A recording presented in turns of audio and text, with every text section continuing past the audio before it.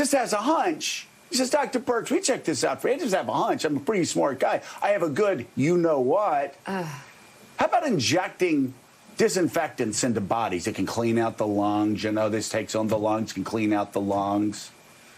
It would be funny. He has that hunch, too. Not a doctor, he says, but he has a hunch. Then he has a hunch it's not going to even come back in the fall and winter. That hunch, very bad. What a dangerous, dangerous hunch to have when science suggests just the other way. Or we hope it doesn't come back. We hope it goes away magically.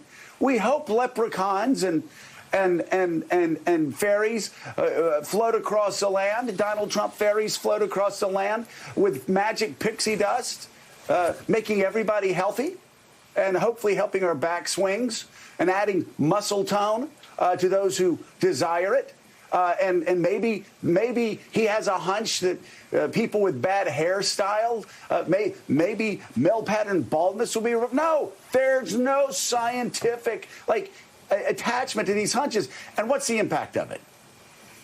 The impact of it is the 36% that actually still believe him are in danger. They're endangering themselves. They're endangering loved ones. Conservatives are going out going, what are you guys doing? It's not conservative to not wear a mask. It's not conservative to not socially distance. It's not conservative to go to restaurants and clump together wearing American flags, thinking that somehow you're making America great again by making Americans sick, by making your loved ones sick. It's great. And Willie, you talked about, these governors or Dr. Fauci, who are people going to trust? They've already decided. They don't trust Donald Trump. 36% trust Donald Trump, 62% don't. But you look at the governors, the Michigan governor, Governor Whitmer, she's in the 70s. You look at the Wisconsin governor, his approval ratings are sky high. Mike DeWine in Ohio, his approval ratings are sky high. Pennsylvania's Democratic governor, his approval ratings are sky high. Donald Trump's are really bad right now. And just like Governor Kemp's, who listened to Donald Trump. And Dr. Fauci, by the way, overwhelming majority of Americans believe him and not Donald Trump and stooges in the media who blindly follow Donald Trump and attack Dr. Fauci.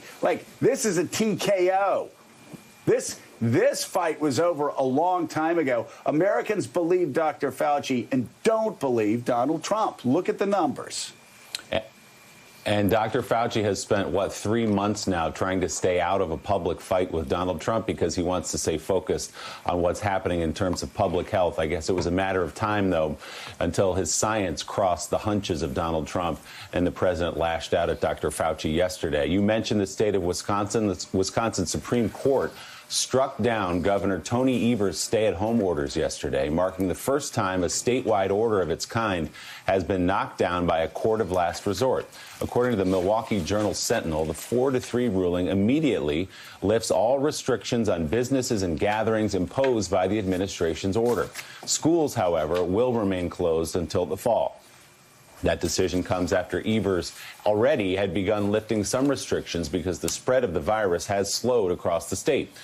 To put any limits in place, Evers and the Republican-controlled legislature will need to work together to deal with the unpredictability of this outbreak. The Evers administration is set to submit a new plan later today, though Republicans have yet to offer one of their own. Last month, you'll remember the Wisconsin State Supreme Court overturned the governor's order to postpone the state's primary election, citing the public risk to coronavirus. At least 36 Wisconsin voters and poll workers did test positive for COVID-19 after the in-person election back on April the 7th. Jonathan Lemire, so we can take that Wisconsin story as part of the larger theme, which is you have Republicans, you have the President of the United States, the Supreme Court now in the state of Wisconsin helping to nudge America back open for business again, where you have doctors like Dr. Anthony Fauci testifying before the Senate about the dangers of doing just that. And that's the real tension right now, Willie, that we're seeing within the White House and the broader administration. What happened with the president's comments yesterday sort of boiled to the surface some private frustrations that he and his inner circle have had now for some weeks, according to our reporting, about Dr. Fauci. The president has long been a little leery of the media attention and the positive headlines that Dr. Fauci has garnered. We know that one of the fastest ways to get on the wrong side of this president is to get more media attention than him. Ask Steve Bannon about that, even Jared Kushner at times. And in this case, it's Dr. Fauci. But more than that, they feel, fairly or not, that Dr. Fauci sometimes moderates his answers depending on the venue, that he is sometimes a little more sticks to what the president wants to say when he's on giving an interview, say, with conservative media, and then less so with other networks. Now, I think Dr. Fauci's defenders, and there are many, will say that he's not playing politics at all, that he's just simply sticking to the guidelines, and that's what we heard in his Senate testimony the other day. But that clearly rankled the president. You could see it in his body language yesterday. You could hear it in his voice, and according to our reporting, he was angry the night before, after Fauci's testimony, suggesting that it was undercutting some of his arguments, some of his push to get Americans back to work. He's trying to lead by example today. He's going to Pennsylvania, a key battleground state. He's going to be touring a mask factory there, paying tribute to the workers there. It's his second trip after one to Arizona last week, sort of saying, well, look, the White House is getting back to normal, so should you, even though, of course, we now have some COVID-19 infections within the West Wing itself.